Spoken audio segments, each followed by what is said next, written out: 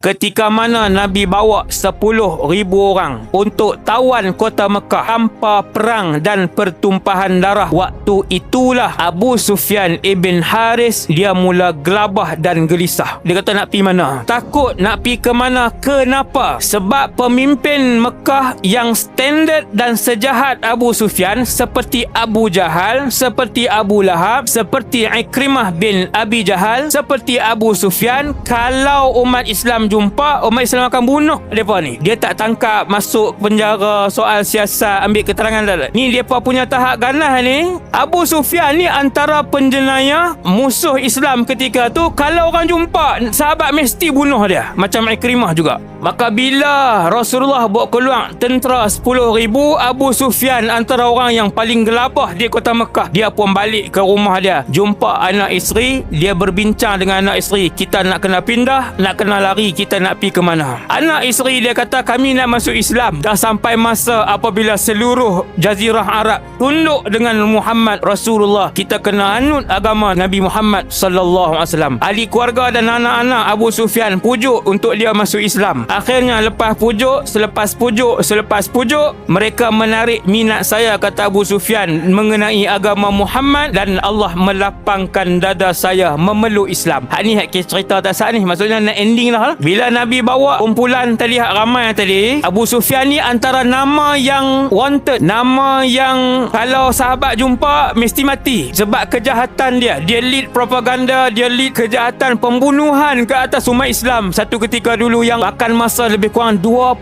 tahun. Lama, bukan sekejap. Akhirnya dia masuk Islam. Bila dia masuk Islam, dia dengar